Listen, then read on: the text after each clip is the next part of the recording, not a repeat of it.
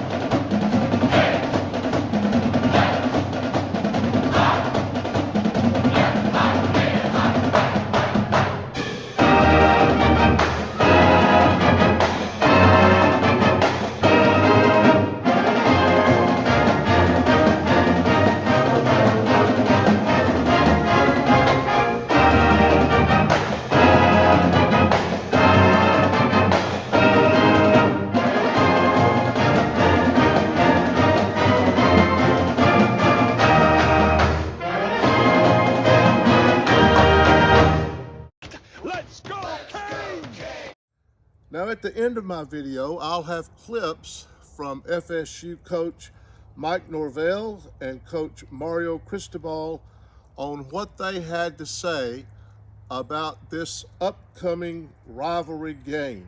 So stay tuned for that. The Miami and Florida State game is one of the most storied and intense in-state rivalries in all of college football.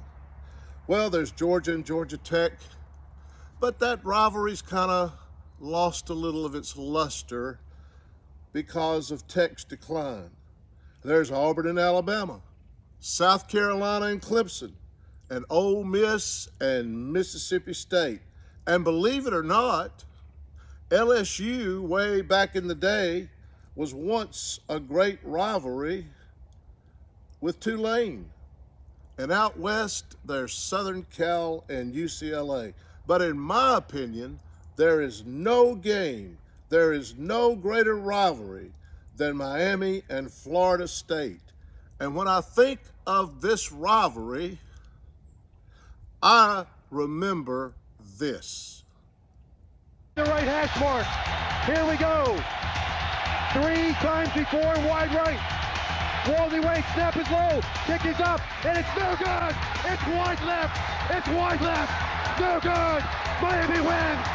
Miami wins! This for the win for Florida State from 43 yards away. When you have something that happens that many times, you think, well, the law of average will catch that. This could be for a national championship. Destin to the right!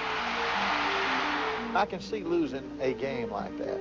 A 39-yard field goal effort by Dan Maurer. It is wide right. Oh, my. I can see maybe losing 2. Can you say wide right 3? Unbelievable. But not to the same team. Is no good! No good! How about this for a James Spacia wide? I can't imagine being in that situation, being so young. And now known as Wide Right 2, in 1992. Thursday, he called APS to try to help him put the pick in perspective, something he says took him about 5 years to do. It was the best day because I learned what it takes to be successful and what it's going to take to be a responsible, hardworking person, and how not everything's not going to be given to you. Some people will always remember me as Dan Maurer, wide right number 2. Or who's Xavier's for that matter. Do you think this might be your legacy? No, I don't think so. This is too early in my career to tell, It's just my turn to miss. The first meeting between Florida State and Miami was on October the 5th, 1951. That was 71 years ago. And Miami won, yes, won 35-13. Miami leads the series 35-21. In the past 5 meetings, Miami has won 4 times, with the Seminoles winning last year in Tallahassee 31-28, scoring a touchdown in the final 26 seconds. Travis again, and he got in. Touchdown Seminoles. But Miami is going to seek revenge this Saturday night.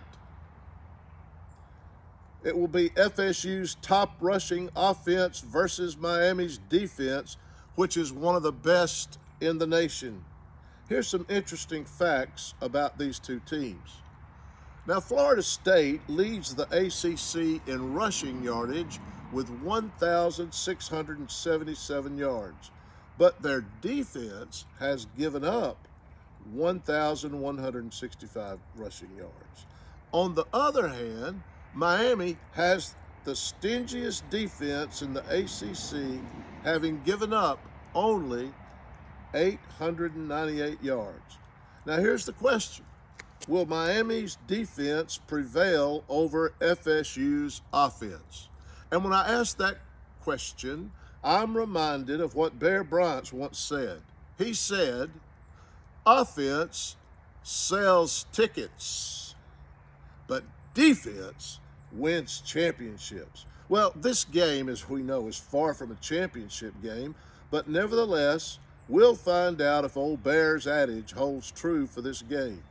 Now, speaking of defense, Norvell runs an up-tempo, pass-oriented spread offense, and he's brought that high-octane system to FSU. And this is the challenge on defense, stopping that spread offense that Miami must face. Miami has 29 sacks this season and will need its sack attack against FSU. But the odds are against a Miami victory. Vegas has FSU favored by 9 points, even though Miami is playing at Hard Rock. But if I was a betting man, I'd never bet on a rivalry game.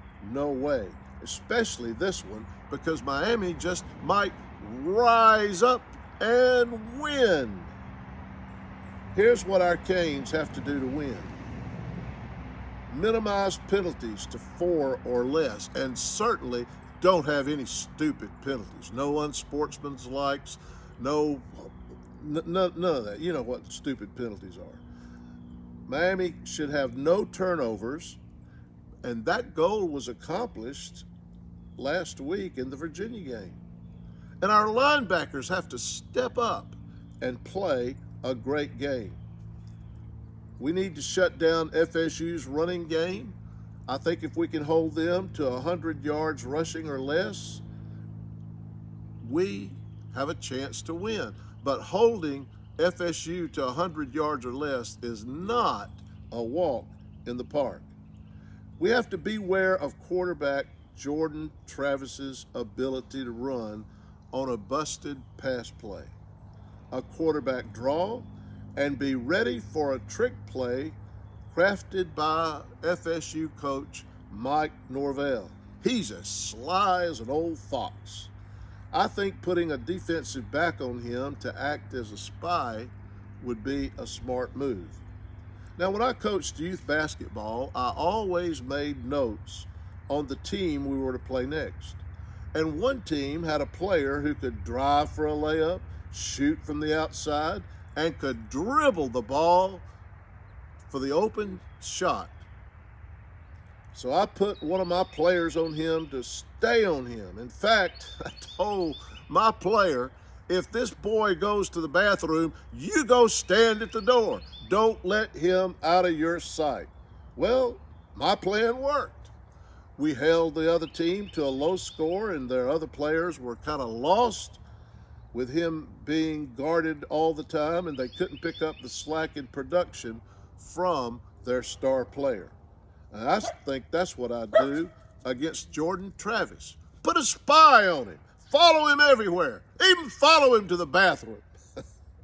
Miami's defense must play their assignments. Don't try and be a hero. Trust your other defenders to do their job, and you do your job. That's the only way to prevent an explosive big yardage game. Our defensive backfield must keep the play in front of them. Don't let one of their speedy receivers get behind you. Play disciplined football as the coaches have taught and preached repeatedly. Our linebackers and defensive backfield must communicate. We've had problems in that department. We cannot have a busted coverage or it's going to be lights out. We need to keep big plays to a minimum. Our defense has been good at sacking the quarterback and getting tackles for loss.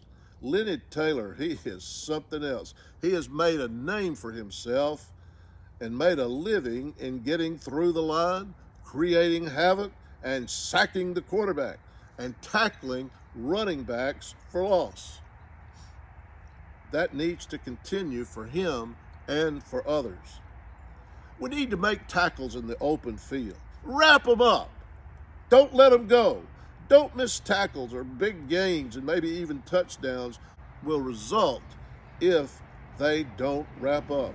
And of course, it goes without saying that our defense must create turnovers and create at least 4 or 5 turnovers. And get Jordan Travis, please. Get Jordan Travis out of his comfort zone. Stop his quarterback run. He's a running quarterback. Mike Norvell's offense is difficult to prepare for. He changes his offensive scheme every single game. He can do the rope-a-dope like old Muhammad Ali used to do. Be prepared for anything that Norvell draws up. Now, our defense, please, our defense needs to show up. 14 points ain't going to do it like in the Virginia game. I'm thinking that we need to score at least 24 points if we're to have a chance at winning, and our defense needs to show up and hold FSU to under that number, under 24 points. We got to establish the run game again. We got 148 yards rushing against Virginia, and I'm thinking that we need at least 200 yards rushing against the Noles, especially if Tyler Van Dyke cannot play. I think that's going to be a game time decision, maybe a decision this Friday night. I don't know. If I had the chance to talk with Coach Cristobal, I'd advise him not to go for it on 4th and 3 unless we were behind 6 or 7 points with only minutes left in the game. We just haven't been successful on 4th and 3, and that is a momentum changer. Now, even if we're on the 40-yard line in the game and it was 4th and 3, please, I'm begging you, send Lou Headley in to punt. He's an artist on pitting teams inside their 20 or 10-yard line. Make it a long way for them to go to the goal line. And hopefully our defense can stop them 3 and out. FSU has to punt. We get the ball on the 50 or our own 45-yard line and shorten the field. Jake Garcia, please, Jake, you've got to be accurate. You can't force the ball when our receivers are covered. Throw the ball away and live to fight another day. Of course, we don't know, at least right now on this time of my video recording, whether TVD is going to play or Jake Garcia. But Jake, if you play, don't force the ball. Just throw the thing away and live to fight another day. We can't have Garcia intercepted. Hopefully, TVD may be cleared to play.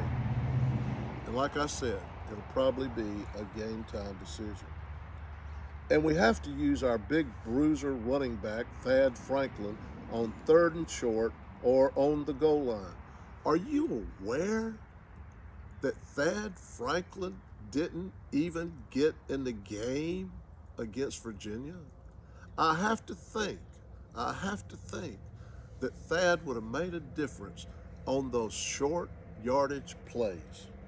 Who knows why he wasn't used? I have no clue what was going through our coaches' minds. We must score touchdowns inside the red zone. These field goals ain't gonna cut it. We got to get touchdowns inside the red zone.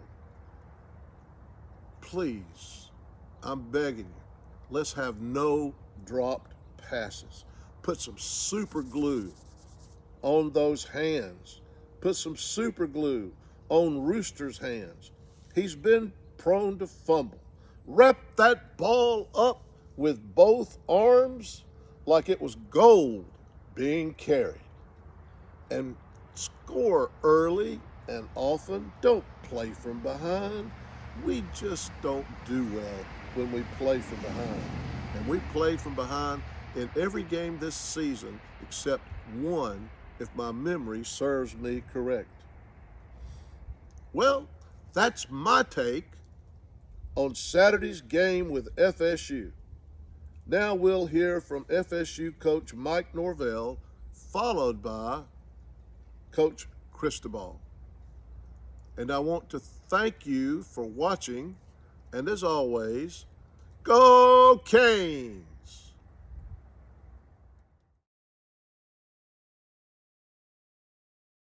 Those guys, you were able to go out there and can compete and battle, and we know that this week ahead we've got another great challenge, a defense that's been playing really well, and coming off a really dominant performance, they're on their end, and so I know we're going to have to work at a high level. When it comes to evaluating Miami, last 2 weeks ago they had 8 turnovers. Last week, no touchdowns and 4 overtimes.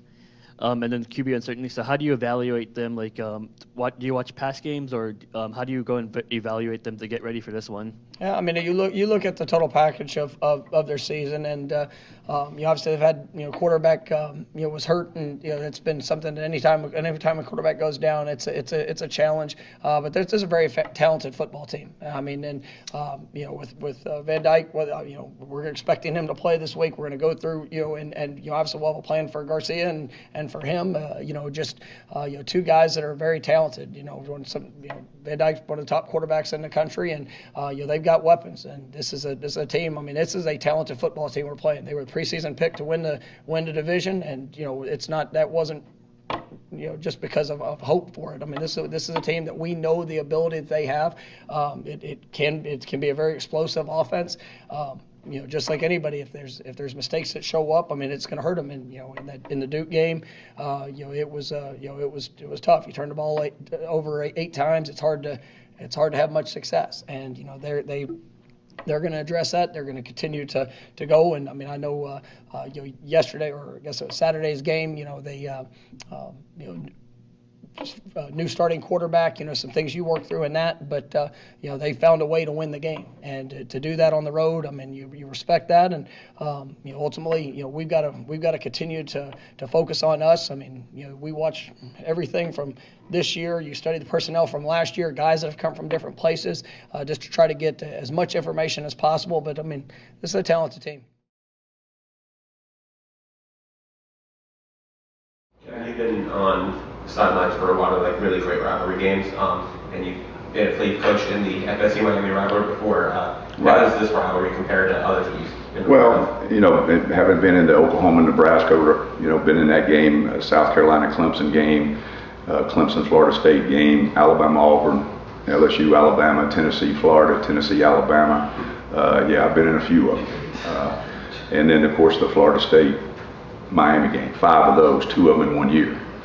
And I think 03, I think it was, we played in the Orange Bowl after playing in the season. The ironic thing is really strange about that, and I remember this very vividly. I think you have to go look it up, and I think I'm correct in saying this. I don't think in those 5 games any team scored over 20 points except one time Miami scored 22, and I think it was like 22-13. The rest of them were like 13-10, 10-9, 14-13. It was a little bit like last Saturday. There's a whole lot of defense and not much offense. That's what I remember. But if you go back to those days, that was kind of the hallmark of those Florida State's offense. Well, it's Mike Norvell, the head coach, the play caller, the designer, they're very multiple in what they do. And this is a little bit different. You can go into most games and say, okay, this is the base things they're going to do, and you're going to see them every week. You can watch games against Florida State this year and not see the same thing. One game's completely different from another game. And so, we're going to have to be really good at adjusting to the unknowns this week, because we're going to see stuff that's not on Florida State film. Now, it's the same runs, it's the same passes, but it's masked completely different every week. Jordan Travis has passed for 500 more yards this year than he did all of last year. Talk to us about the challenges he brings as quarterback. With him last year, most of the film I watched last year was another conference, so I did not see him. So now I went back in the summer, obviously, and watched a great deal. I think he's staying in the pocket longer now. He really would pull it down and run quick last year. He's staying in the pocket. Things are developing more for him. I think the game slowed down for him. He's throwing really accurate, but there's always that potential of him beating you with your feet. He can escape. So, he's a very, very good challenge for us, to say the least. Coach, obviously this is an emotional game, and at times the defense will try to make plays and not be as disciplined. How do you really kind of taper their emotions in a game like this? So Simple. You can play the game of football with emotion. You can't be emotional. It's 2 different things. You can have excitement and energy, but when you start reacting to things and become emotional based on what happened or what didn't happen, then you can get lost in this game. And how can they not give up as many big plays as they have during the season with tapering their emotions? Now, I'll go ahead and ask you, can I? You want to name those big plays? Because I got the list of them. So as many as, are you seeing something different than I see? Well, the last game there were a couple of big plays that were. That's 2. That were given up. Okay, that's 2. Yeah, just how can. All right, now what football game did you watch Saturday that didn't have big plays in it? Did you watch any? Of course. There's big plays. Offensive make big plays. The bottom line is you don't let them score. Okay? So, and I'm just being with you. All right? So we can't paint a picture like these kids have not gone out there and done some really, really good things, and you just blanket statement that there's been multiple egregious amount of big plays. We've had our share. That's on me. It's unacceptable, but it's not. You can't tell me the number. I can tell you, and it's not a lot. Now go ahead and ask your question. So, I mean, how can this team just be more disciplined against Florida State? It's no different for any other team. It's know your job, do your job. Have eye discipline and communication, simply put. And for me to coach better. Where it starts ends. And now for Coach Cristobal.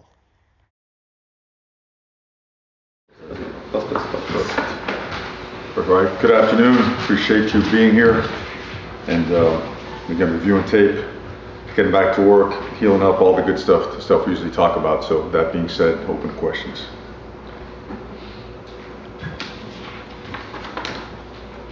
Obviously, first Florida State week for you. Just does it feel any different? I know you try to make every week the same. But well, I've had a few of these, right? As a player, as a graduate assistant, as a coach. So I've always, when you play in this rivalry, you recognize, and especially during that time, that was always the best rivalry.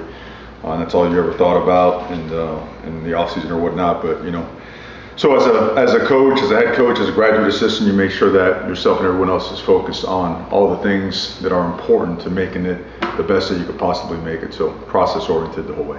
What are some of your favorite memories? I mean, you played FSU 5 times, I think, or 10 times actually. I think about it. A lot. You know, no, it was always a date that was circled on the calendar by everybody. You know, state of Florida nationally, because you know it just so happened the national title either for many years went through Tallahassee or through Coral Gables.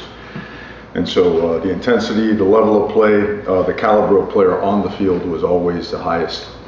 And so the memories of that, you know, but that's in, you know, this is now, you know, obviously we're building and we're in a building stage.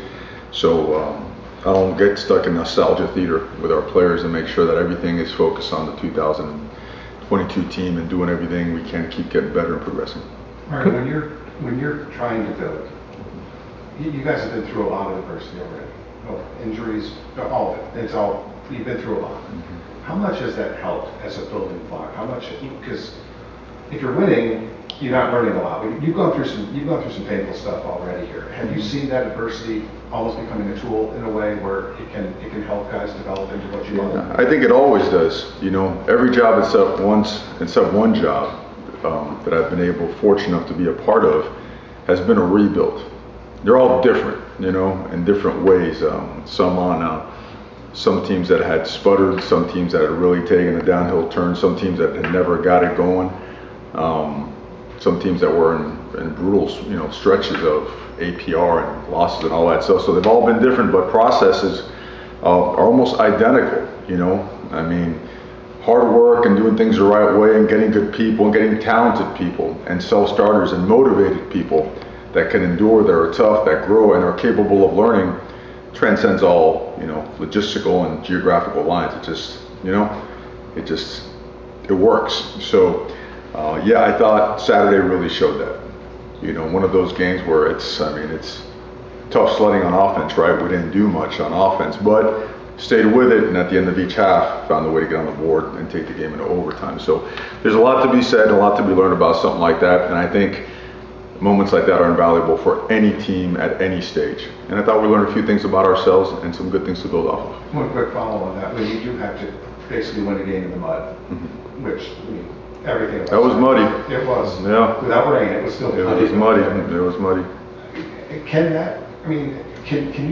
a team turn almost off one of those? When a team knows it's capable of winning when very little is going according to plan, can that be a springboard to get guys through the second half? Always. There's several opportunities to attain a springboard, and when you come out with a victory in a game like that, yeah, absolutely. Especially when guys have to play that hadn't played, you know, especially when some of your better players didn't get to play. I think those things, they validate a lot of the stuff regarding hard work and culture and stuff of that nature. So, absolutely. What were some of the things that you saw watching film on Jake, seeing kind of what he did well and what he may have made some mistakes on? I know he missed some deep throws, some issues there, but yeah, you know, he played with a lot of guts and he played hard, and his effort, his want-to was there. He had some good moments and he had some not so good moments. You know, first real start, right, as a quarterback here, and you know, collectively as an offense, we could have performed better and executed better to make his job a little bit easier also. So we were out of sync in the passing game. The run game started to show some real positive signs and some loaded boxes. Henry ran really hard. The offensive line blocked well, and Cooper played a really good game as a true freshman. Thought the tight ends did a really good job blocking, but there were opportunities to be had in the passing game. And we missed them. We missed our deep shots, and we missed them early. And we had connected on those in recent games. So I think Jake will improve upon that tremendously. He's a competitor. He works at it. So right back at it. Coach, do you have an update on Tyler Van Dyke's status? Improving. You know, he's looking better and better every single day. So we enter this week with preparing him to play, with preparing Jake to play, and preparing Jakari to play. You know, in our minds, all three have. I know for sure that Jakari is going to play some. He gives us some things on offense, and he keeps getting better and better. It's a shame the one ball he threw wasn't a good one, because I think you're going to be able to see how talented he is and how well he can throw the ball. But you know, as TBD continues to improve, We're very optimistic. Again, he looked great yesterday, looked great today. So we'll keep pushing that envelope, and we'll see where we're at come Friday, Saturday. Coach, what is the status with Jalen Knighton and Wayman Steed? A couple guys we haven't seen. Steed is hurt, and his injury is a little bit more significant. You know, Jalen Knighton is healthy. He's doing good. Had a good week of practice. We expect him to have another good week of practice this week. He's a good player. He's done a lot of good things for this team. We stuck with him through good times and bad times. Sometimes the ball was on the ground. Sometimes he ran hard. We don't hold that against anybody. He's a hard worker. He's going to get his touches. He's a good football player. And we look forward to having him have a great week. What have you seen from FSU's offense? They're balanced, explosive. Yeah, very explosive. You know, they've certainly done a really good job over the last 3 years accumulating talent, getting explosive players on the perimeter.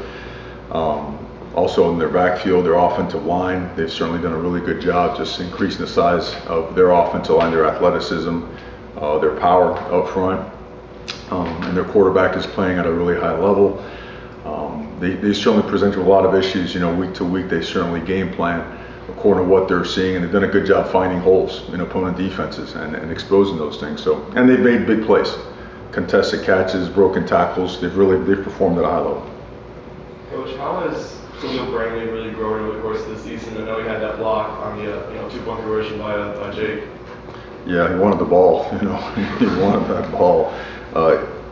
Yesterday we made a really big deal of Khalil Brantley because, and we need to make a big deal of it today, because he's a guy that has really bought into working to be more physical and whatnot, and his presence was felt in the run game on Saturday, and he does a heck of a job, you know, catching the football as well. So really glad to see him, you know, take that next step. We're going to push him harder, you know, see how far we could take him, but really glad he's on our football team. Nes Cooper, how did he perform with his opportunity? Performed well, right out in the high 80s. Big physical guy, high effort guy. You know, he weighs in, I guess he's in the 350, 360 range. And a year ago, he really made the commitment to trimming his body down. He was more towards the 400s. You know, I mentioned his coaches before, Coach Cox, Coach LeBole. Guys that I've known for a long time that have coached out there in the state of Alabama, and they had a strong belief in Inez, and introduced us to him and showed us his work ethic and how incredibly gifted he is for a big man. And since the day he's gotten here, he's worked hard. I thought he was going to be a defensive tackle, quite honestly, a nose tackle. And in his living room, he said, I want to play at right guard. So, you know, Coach Alvea was upset, Coach Mirabal was happy, and we went from there and brought him here to Coral Gables. He performed extremely well, played with a high motor, really didn't have any mental mistakes, you know, off on some things technically, but sky's the limit for Nes Cooper. In terms of his size, is this really more the ideal of what you see as an offensive lineman, guys that are that big and athletic the way that he is? Well, I mean, we take him in all shapes and sizes. They're all different. You know, he's more similar to what we've had over the last several years. You know, we've had really good offensive lines in our stops. You know, guys that are Outland Trophy winners and, you know, Joe Moore award-winning offensive lines. And some of those pieces require, you know, massive size or whatnot, but not all of them. You know, we've played with, you know, particularly at the center position. You know, we've played with centers that are a little bit leaner and more athletic, that still have power and are capable of doing all the things that big guys can do. So in some aspects, yes, but you like to have guys that can do a lot of different things. If you could draw it up perfectly, you like to have guys that could play at all 5 positions, and then a couple guys that could really star at the tackle position. All right, Leonard Taylor, obviously, he had a great game Saturday. He's played really well lately. You're a former offensive line, and going against a defensive tackle like that, what does he do that's so disruptive? Well, I think 3 weeks ago, just sitting down with him, things changed. A true commitment to nutrition, getting his weight up, lifting, practice, more film, understanding the defense and working your assignments. His plays were made by executing technique, fundamentals, assignment. I mean, he had a massive game. That, to me, Saturday was an indication of what Leonard Taylor is to be going forward. You know, he's another one where sky's the limit. You know, and we're talking about one guy's a freshman and Nes Cooper, another guy's a sophomore on defense. So these are really, really good young players. But again, I can't speak highly enough about Leonard Taylor's performance on Saturday. How about Al Blades? He stepped up in a bigger role, and is there a status update on James Williams? James is doing well. He's healthy, seems to be ready to go. No issues. But back to Al Blades, even more importantly, because he played this game and Al did a great job. He certainly did. Was on point, mentally. As a defense overall, those guys communicated well together. Al was a big reason for that as well. Everybody's really proud of him, and really encouraged and fired up about his play, because he really did do a really, really good job stepping in for James. How do you, I know you said earlier that you're not really a nostalgia guy, and you kind of never have been. You know what this week's about, you know what the storylines will be. It's always about the history, the past, the kicks, all the blah, blah, blah, you go on down the list. How do you insulate the kids from it? How do you tell the kids this is a week where you really need to walk out the list? I don't think you ever can do that. You like I know everyone goes up to the microphone, they say, hey, we got to block it. You can't block it all out. I mean, you sign up to certain schools to play in certain games, and this is certainly one of them. Just got to make sure that you pour out of the emotional side and pour in a passion for the game, passion for this particular game, passion for playing as good as you can play, because that's a stronger source of, I would say, energy. A stronger source of performance enhancement, to be able to just pour into your love for the game, your love for playing in this particular game, your love for your teammates or whatnot. But in terms of the stuff that goes around it, you just, what you do, you go to work and you go right back to technique, you go right back to fundamentals, you go right back to film study. You start putting it on each and every player to hold each other accountable, do the right things, getting good habits, man. So much of this stuff is about being able to, unfortunately, forego some of the things that surround being a young man and get more serious about this craft, right? Because every single year guys get bigger, stronger, schemes get more difficult. Intelligence and good choices and decisions play a bigger role in how teams perform when the season starts and as it goes on and it gets difficult. And all those things are things that are emphasized, that we're growing and learning from. So it's, as long as you pour into those things, what are they? They're the facts. Pour into the facts, right? And I think everything else should follow. I know it's never as simple as it looks, but you guys go from like 17 penalties 1 week to obviously a much more manageable number. You go from eight balls on the ground to none. Mm-hmm. Things can turn pretty quickly.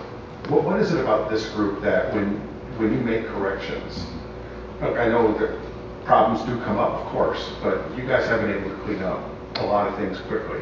Yeah. At times. Is there something about this group? Is it a smart group? Is it a group that is starting to understand what you want more and more? It's a really good group of guys. We have a really good core, and we're learning and we're growing, And sometimes, and I said the entire organization, sometimes we're just damn stubborn, Sometimes we don't, all of us, and that's me included, we prevent ourselves from taking that next step with mistakes that we impose upon ourselves. But so much of this game is between the ears. So much of it, And as we continue to develop talent and infuse talent into the program, there's certain things that you must avoid to give yourself a chance to play. Saturday, okay? Not pretty on offense, but like you mentioned, you didn't turn the ball over. You didn't have penalties. You could roll the dice on 4th and 2, but you know what? The previous couple of weeks we rolled the dice and we put our defense in a tough position and we looked deflated. So hey, let's play to the strength of our team and let's see what it looks like. And next thing you know, you're playing field position and you give yourself a chance and you go. So we're learning and growing. And I do think that that this team, we got a lot of good guys that are really working hard, and some good leadership is forming. It's starting to, things are popping up. They're like, all right, that's what we need to get more of. Okay, so very, very encouraged by that, and that's the kind of stuff that fires me up. I'm very process oriented.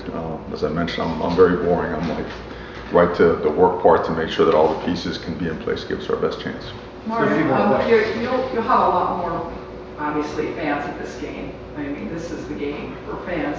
Is that important to you at all, or how important to the players? How does it affect the complexion of the game? Does it? Well, I think for the players it always does. I come from a different day and age. I mean, back then you play in the Walmart parking lot in front of nobody. Because you love to play the game. But that's not what's important to me is not what's important. What's important to the players is what's most important. And our fans we got really good fans. And typically this game brings out, a lot of people, and I think it's an awesome experience for our players to get a good feel for what a Miami football game really looks like. Mario, outside of the execution on offense, just curious about the actual play calling and your opinion of how you guys have sort of called games through all the injuries and everything you've had to deal with. Well, you always try to make things work, right? You game plan as such to give yourself the best chance, to win. And I think if you look at that room, every single coach at every single stop has had very high success rates, from the Broyles Award to top 10 offenses to, you name it, right? So that doesn't change overnight, right? You may not get the results you want, but certainly it's a matter of combining all those things that can work and then fit them to where we are personnel-wise, whether it be an injury, whether it be a deficit at a particular position. But I think the tape tells the whole story. We've got to continue to find ways to move the ball and find ways to score when we can, and when those opportunities are there, you got to make it work. And you've got to continue to develop. You've got to continue to develop players. Players got to continue to develop. We've got to get tougher, and we've got to get more aggressive in our approach to our preparation. When it gets tough and you get dinged up, you got to suck it up and you got to go. And we got to keep bringing talent to the program. So I think it's I always shoot straight, man. I don't pull any punches. So. Unrelated. How much? A lot of college football stadiums are old, and locker rooms are pretty close together. Tunnels are sometimes shared. How much do coaches fear an event like what happened at Michigan State? Like sometimes Man, it's unfortunate. I was here, in 89 with Catholics versus convicts, right? I've been through a couple of those, really nasty events, and we had some that were, there wasn't social media back then, so it's not covered as such. So you just never, it's just not part of the game, man. It's just not, we talk about it all the time, because, football is a physical, sometimes violent sport, super high energy right through the roof. Emotions, passion, like boom, right? But you want to go and dominate someone, and people all say, yeah, kick their butt. You want to always be able to do it in a football manner and leave it football wise, and never let that spill outside. And look, and those are good coaches. I know those guys. That's never once been preached in any meeting they've ever had. It just, sometimes things get out of control, and you wish that would never happen. You hope that those kind of things never happen in any program. Makes sense. This is Dan White. That's going to do it for my preview. Thanks for watching.